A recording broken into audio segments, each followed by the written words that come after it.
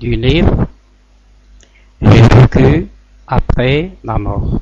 Voilà le livre. On le montre comme ça. Vécu après la mort. On va faire la lecture du second chapitre. On va montrer la page du second chapitre. Voilà. Comme ça, je pense que ça se voit.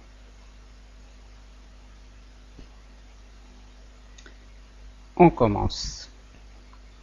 Un laps de temps fort long, déjà, me sépare de ma mort humaine. Me voici tout à fait à l'aise dans ce que je suis bien forcé d'appeler ma nouvelle vie. Car cet état actif ne peut vraiment recevoir l'appellation de mort qui s'associe à de l'inanimé.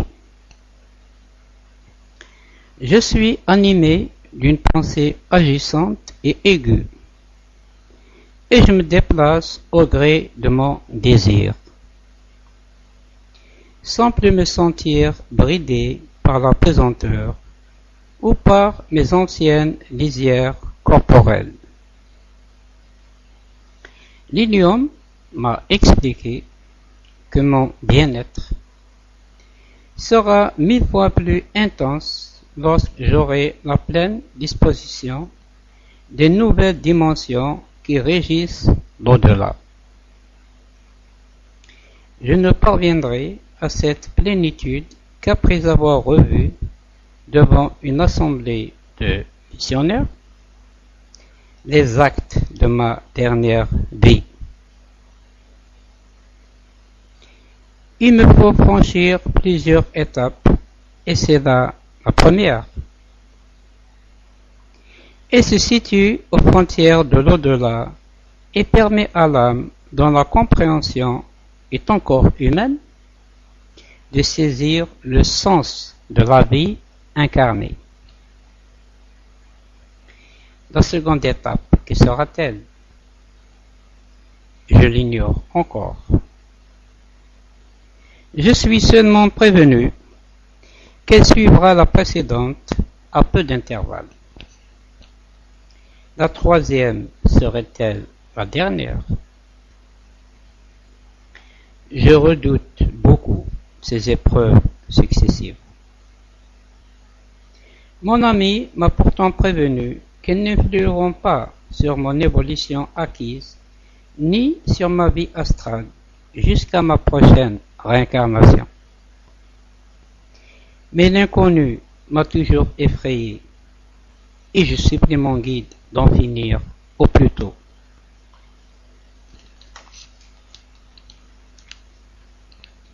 Cependant, le temps me semble très lent, et je n'ai plus le goût de me distraire en contemplant les tableaux si divers qui s'offrent à ce que je nomme ma vue. Ne sachant quel terme employer pour désigner mes sens nouveaux,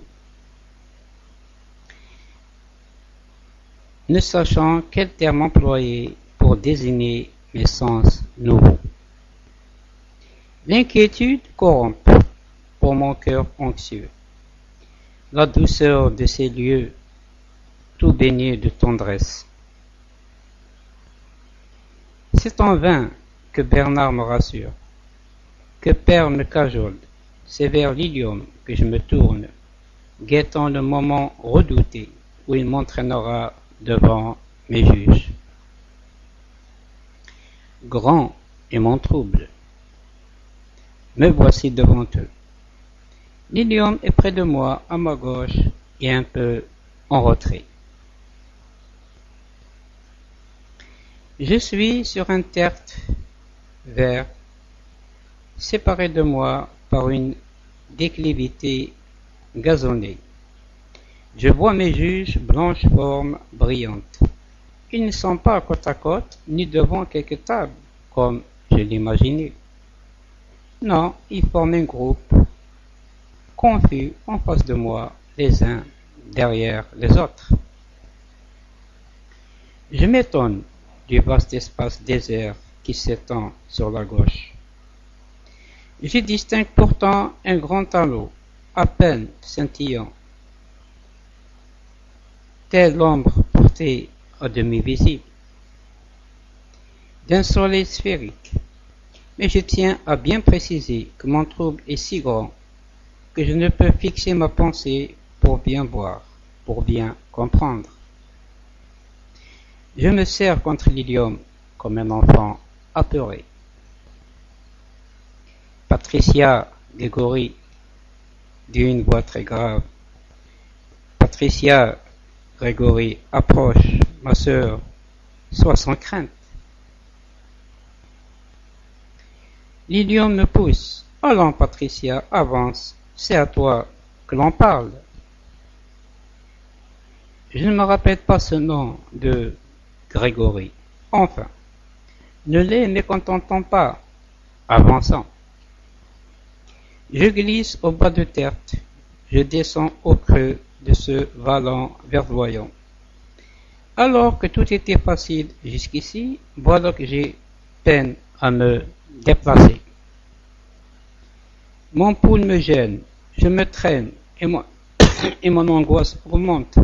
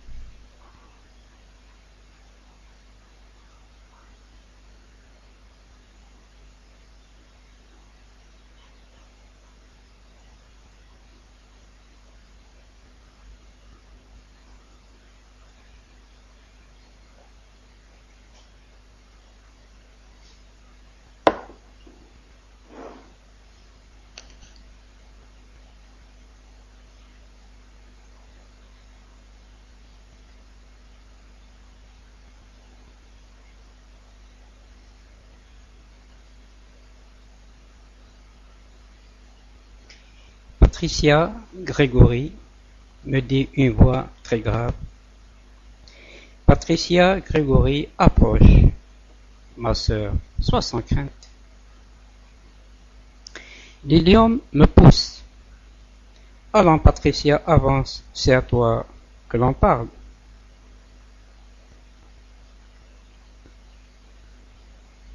Je ne me rappelle pas ce nom de Grégory. Enfin, ne les mécontentons pas, avançant. Je glisse au bas de terre. Je descends au creux de ce vallon verdoyant. Alors que tout était facile jusqu'ici, voilà que j'ai peine à me déplacer. Mon guide, mon poids, plutôt me gêne. Je me traîne et mon angoisse augmente. L'Ilium est loin et je me sens perdu, seul, au bas de ce coteau, au sommet duquel les hautes formes blanches font sur ma droite un groupe lumineux. Arrête, Patricia, Grégory, et pense à ta forme terrestre, me dit la même voix. Je pense à moi, jeune femme encore heureuse, et le premier miracle s'accomplit. Je suis l'ancien Patricia,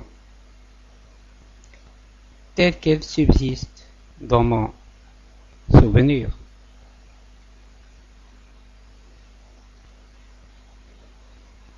En un instant, mes formes redeviennent humaines.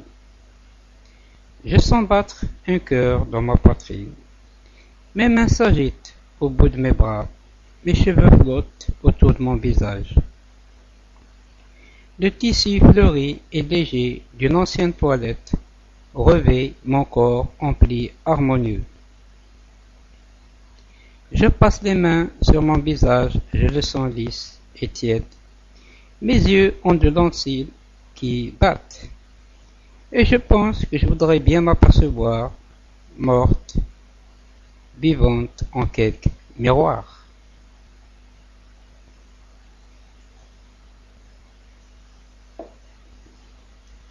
Aussitôt il est là, et je retrouve mon reflet. Ai-je jamais été cette superbe créature? Il ne me semble pas. Ici, je suis pas parfaite, étonnante de vie et de jeunesse. Je n'y comprends rien, mais un peu d'assurance, René, et je regarde mes juges avec moins de terreur. L'un d'eux glisse, s'approche, si brillant que je cligne des paupières. Il me prend la main, m'entraîne. Nous montons. Et il m'apparaît qu'il a bien de la peine à soutenir mon corps qui est si lourd, si lourd. Enfin, nous voici au sommet. Il me place au milieu d'eux. Je n'ose regarder vers ceux qui vont me juger. À gauche, la sphère scintille et j'essaie de scruter, de comprendre. Sans que je me sois rendu compte, je suis entouré, moi humaine, par ces formes désincarnées.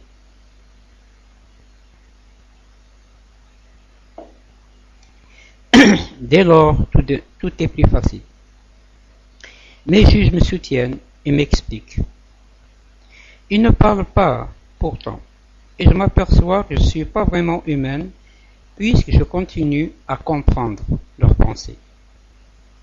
Ils m'expliquent que je ne dois pas être aussi craintive. Patricia, Grégory, tu es notre sœur et nous t'aimons.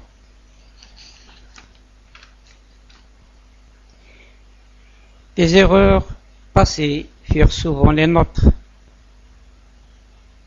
et nous n'en tirerons contre toi aucun grief, et surtout aucune représaille. Ta valeur est en toi. Nous n'y pouvons rien changer. Tu es une entité comme nous, moins évoluée, simplement. Un jour, tu seras comme nous et tu jugeras à ton tour tes sœurs moins heureuses. Te voici au seuil d'une épreuve obligatoire. Et te tenant affectueusement enlacé, nous allons te montrer tes actes humains. Et non seulement ceux de la Patricia Grégory que tu fus en dernier lieu, mais encore, en remontant le cours de tes existences précédentes, ceux dont tu avais perdu le lointain souvenir. En ta dernière forme humaine que pour ce moment solennel, nous t'avons rendu,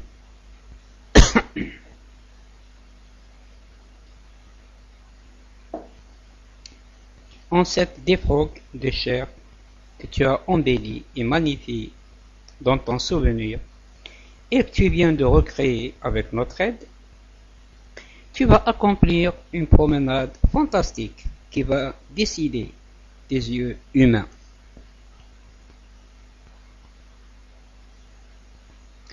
Ton intelligence recevra l'explication première qui t'aidera à te détacher des conceptions terrestres de bonheur et de malheur.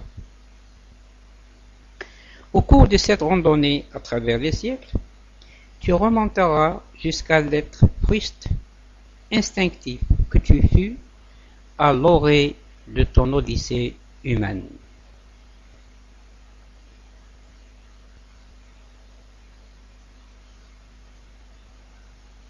Là, parvenu au fond même du problème, tu en comprendras la solution. Alors le sens de la vie incarnée se fera jour jusqu'à ton âme. La lumière t'aveuglera et toutes les valeurs qui comptent encore pour toi en seront bouleversées, renversées. Les murs s'effondreront qui enserrent psyché, qui bornent sa vision, la tienne prisonnière. Tu sauras que rien n'arrive jamais à l'homme que tout est illusion. Rien n'arrive que la vie et la mort, deux aspects du même mystère. Ce mystère, tu le percevras plus tard au cours d'autres étapes. Ici, ta première épreuve va se dérouler. Lorsque tu auras compris que rien n'arrive jamais à l'être humain, tu en sortiras triomphante. Souviens-toi de la clé de l'énigme, Patricia. Rien n'arrive jamais.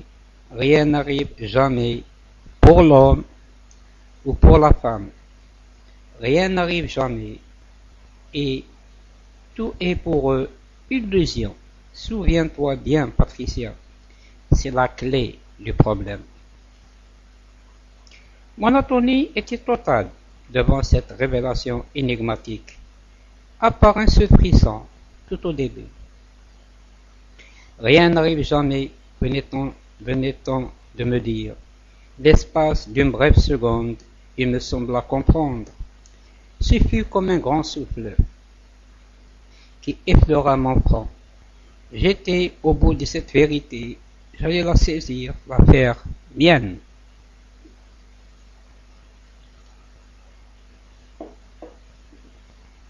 Mais aussitôt, le voile retomba, et je sentis s'éloigner de moi la connaissance à laquelle il me fallait atteindre, que je voulais atteindre. Les formes brillantes me poussent, l'une d'elles me conduit. Sa luminosité me gêne, je voudrais mon guide familier. Mais l'hélium ne semble pas pouvoir me rejoindre là où nous allons. Nous approchons de la sphère qui de loin paraissait sans relief ni profondeur. Sa proximité l'a fait plus gigantesque et mon effroi grandit devant cet inconnu. Le silence est total, mon corps est très pesant. Sans transition, l'ambiance change, de même que le pilote dans l'avion s'enfonce dans un nuage, voit se condenser sous les glaces un fin brouillard qui aveugle le paysage. De même, je respire mal et ma vue est obscurcie. Tandis que je parviens dans ce monde immobile. La seule sensation qui m'aide, c'est la disparition de ma pesanteur. Je suis moins adapté à ce milieu qu'au précédent. Nous suivons une sorte de corridor courbe et presque obscur. Sur l'une de ces parois, ainsi qu'un ruban photographique, des tableaux minuscules se trouvent juxtaposés.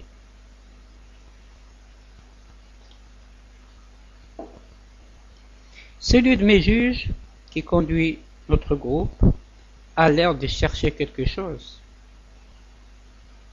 Je vois mal. Je comprends moins encore. Après une longue montée, il s'arrête et se tourne vers moi. Patricia, Grégory, recueille-toi un instant et réponds, après avoir pesé tes mots. As-tu toujours été vertueuse et indulgente, bonne et réfléchie en tes actes? Je me recueille et je m'entends répondre. Ma vie fut si longue, puis-je dire que je n'ai pas péché?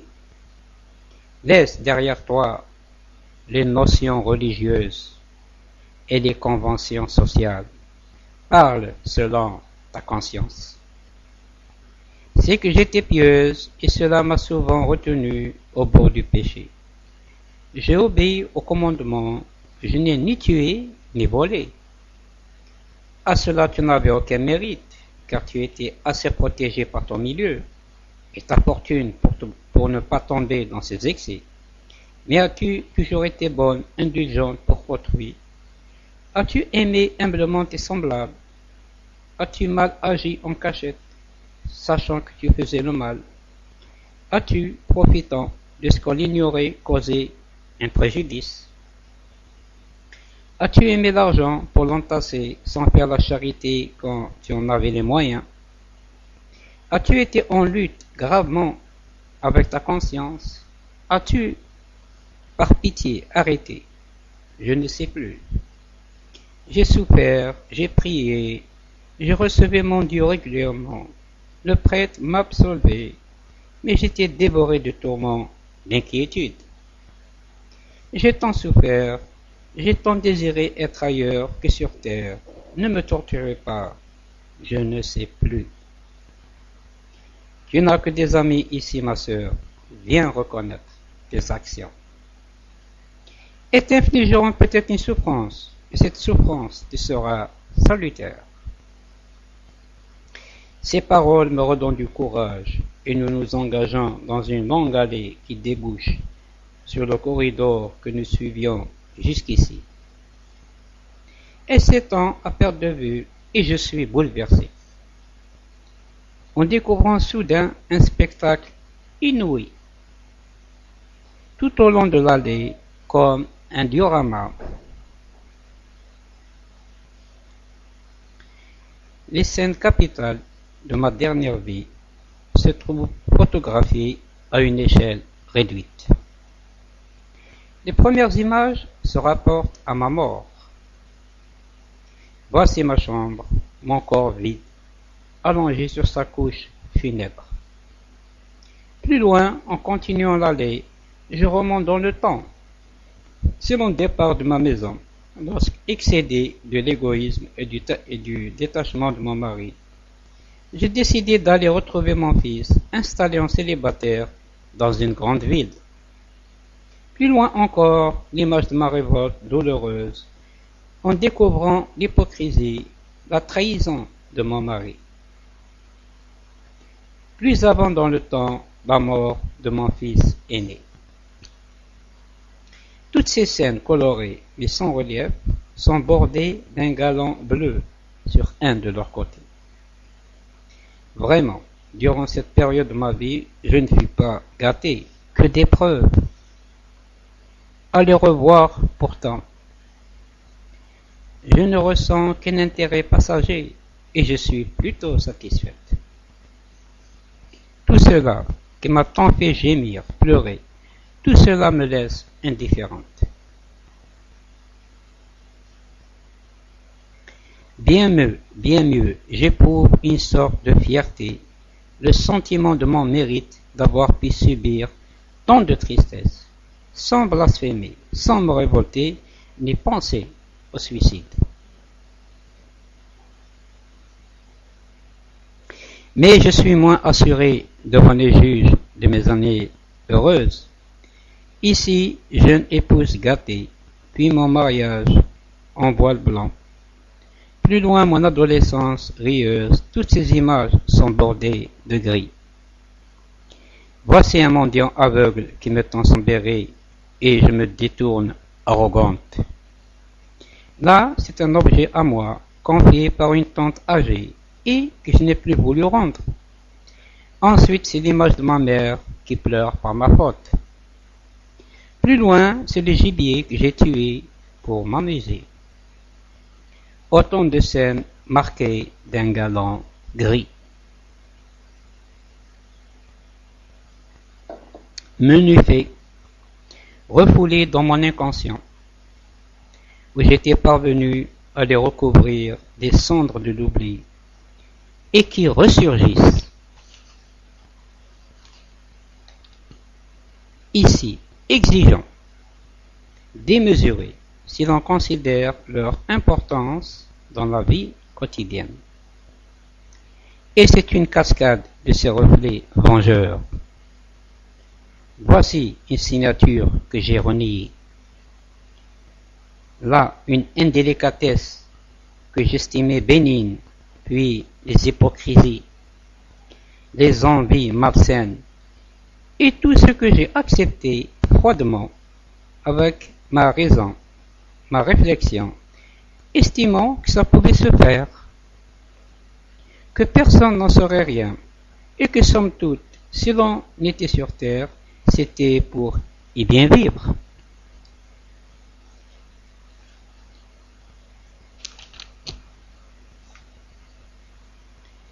Je suis affolé devant cette justice scrupuleuse. Ainsi, tout ce que l'on fait laisse une trace indélébile. Je me tourne honteuse vers mes juges. Vois-tu, Patricia, combien tu étais imparfaite, et comprends-tu pourquoi tu ne peux accéder qu'à un séjour moyen, assez avancé sur le long chemin de l'évolution? Il te reste pourtant beaucoup à parcourir.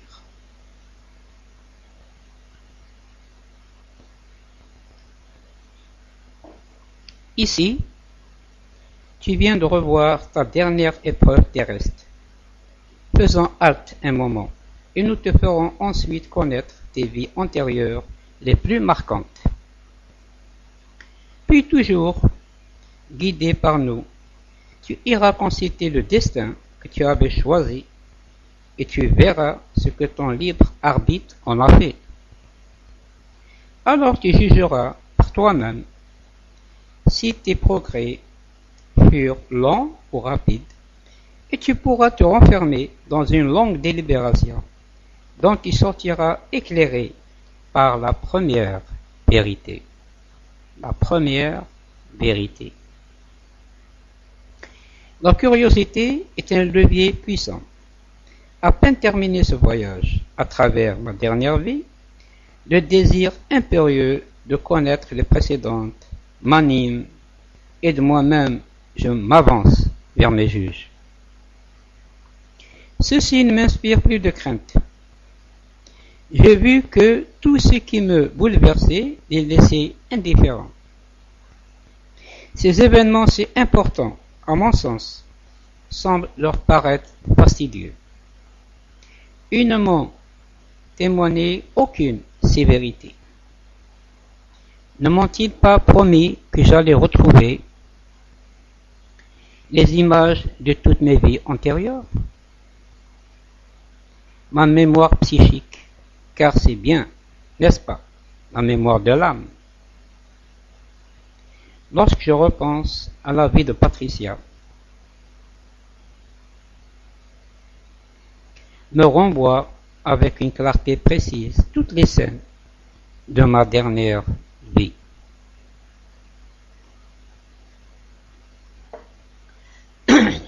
Or, les âmes qui m'accompagnent m'ont affirmé que ma mémoire va aussi enregistrer fidèlement les reflets de toutes mes autres existences. Cela va être passionnant. À nouveau, la même entité me guide sur un ordre énoncé, alors que nous étions toujours dans l'allée où sont enregistrées les scènes de ma dernière vie. Voici que les images basculent et disparaissent, ainsi qu'un volet de cartes postales se rabat et découvre le suivant. À mes yeux, remplaçant la succession d'images précédentes, un nouveau diorama se présente. C'est là, me dit-on, le reflet de mon avant-dernière vie, et par le même procédé, je retrouverai ensuite, derrière et légèrement en retrait, les existences antérieures qu'il m'a été donné d'animer. Trop impatiente pour analyser l'étrangeté de la situation, je m'avance bien vite au long de la miraculeuse allée.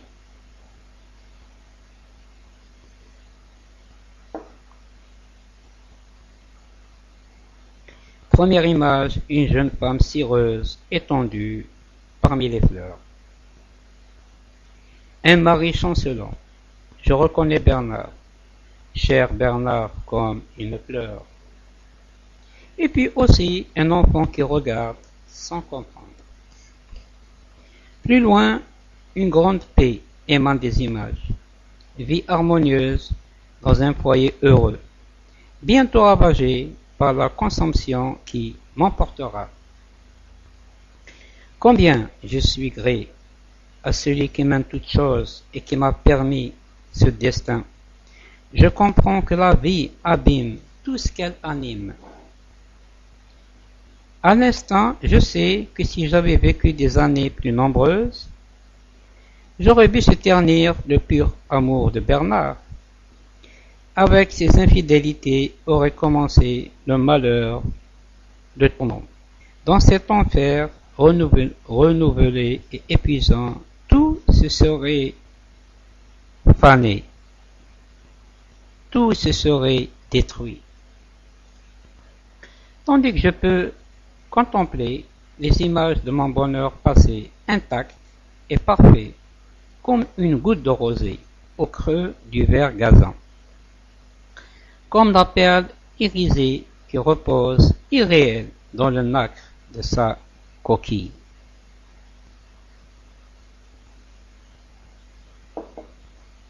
Tu es là, Dorothée, telle que je fus, jeune fille pure et charmante, et tu fus merveilleusement heureuse dans une brève existence comblée, où la seule épreuve fut la maladie qui t'emporta.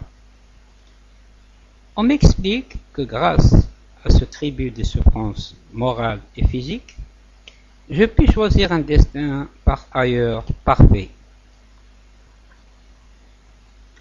Et je me retrouve jeune mère, le petit Édouard blotti contre ma joue, et à nouveau je ressens ce bonheur qui fut mien, cette joie d'être jeune, belle, aimée, adorant les miens et comblée par la vie.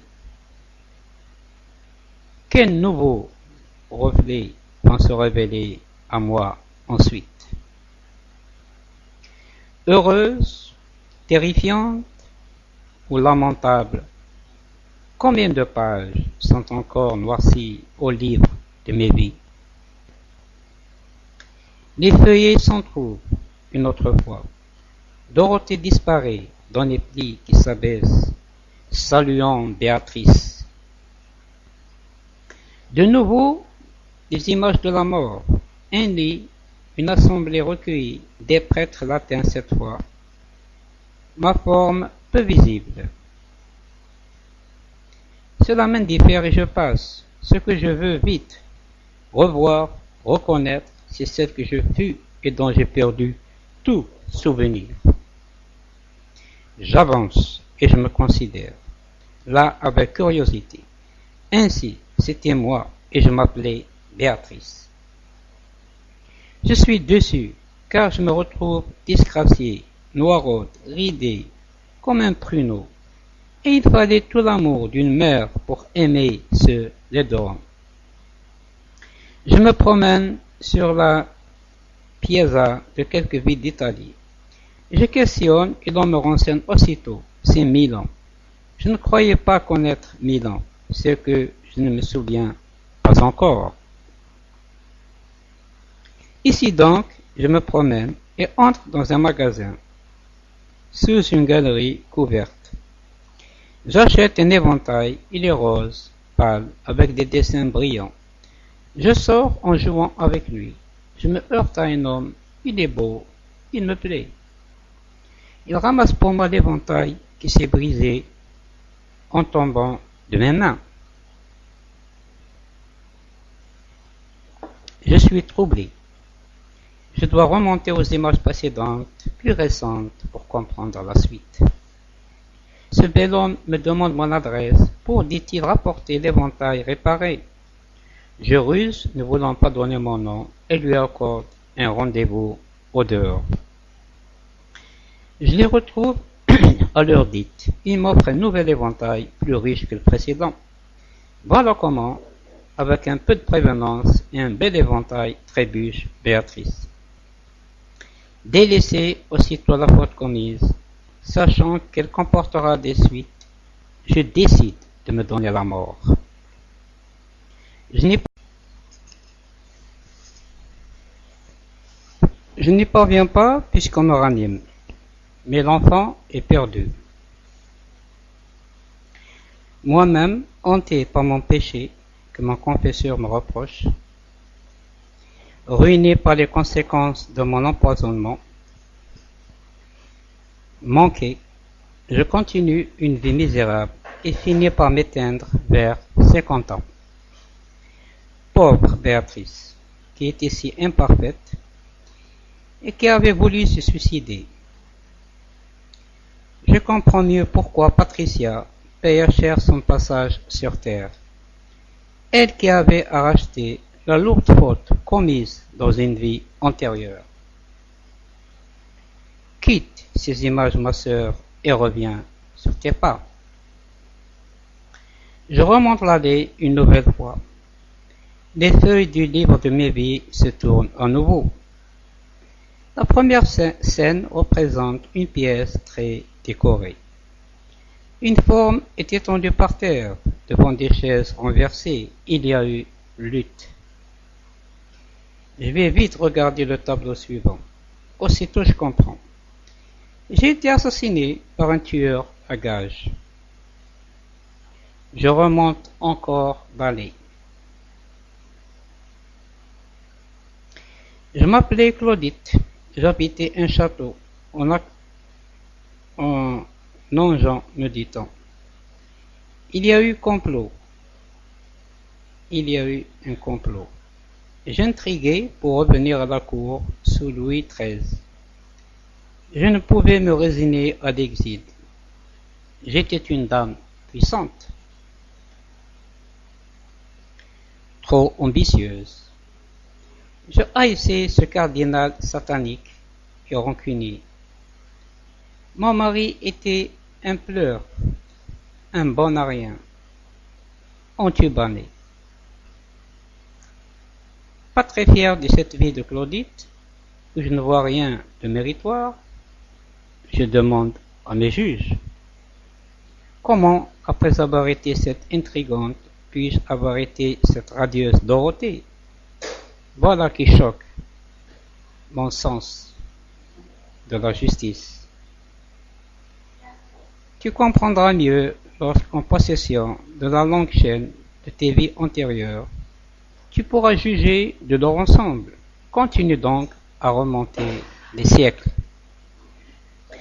L'existence précédente me révèle Pauline, modiste, besogneuse, vendant son corps aussi souvent que ses chapeaux, menteuse, voleuse, vivant, expédient. Dans celle d'avant, j'étais saltimbanque de foire dans un pays du Sud, peut-être l'Espagne, nomade, voyageant sans cesse et terriblement mauvaise. Battue par un mari ivrogne subissant tous ses vices. Plus loin la paysanne besogneuse à la lourde famille. Plus loin encore, jeune fille superbe filant dans la tourette d'un château. Puis gitane rieuse, puis très vieille femme cherchant sa pitance journalière et ne la trouvant pas car la disette est grande. Et les feuilles continuent de s'abaisser les uns sur les autres avec rapidité. Je suis toute étourdie de ce long, si long voyage à travers tant de reflets féminins, tous animés par la même âme. Plus nous remontons dans le temps, plus les images deviennent pâles, jaunies, effacées, et j'ai peine à en comprendre le sens. Je me retrouve indienne, aux longues tresses raides, puis femme noire, puis dans le grain, dans un gigantesque mortier. Plus loin, toujours plus loin dans le temps, je devine une espèce animale, féline, dont il me semble être issu. Au-delà, je ne puis aller. Il est fini, cet invraisemblable voyage. À remonter le temps, ma mémoire s'est enrichie de ces passés successifs auxquels je pourrais repenser à loisir par la suite. Mais aussi se lève en moi le grand rideau opaque qui me cachait le sens des épreuves terrestres derrière l'épaisseur de ces plis d'ignorance. Je sens qu'il me suffira pour la contemplation de mes souvenirs retrouvés de me retirer en moi-même. Dans mon être en remous, le problème mûrit Et il me semble que l'écorce qui enserre encore le fruit de vérité va frémir, se disjoindre, éclater. Alors, avec un sang mat, le fruit lisse et parfait tombera en mon âme, qui se refermera sur lui, toute irisée de son éclat. Fin du 2e chapitre du livre J'ai vécu après la mort.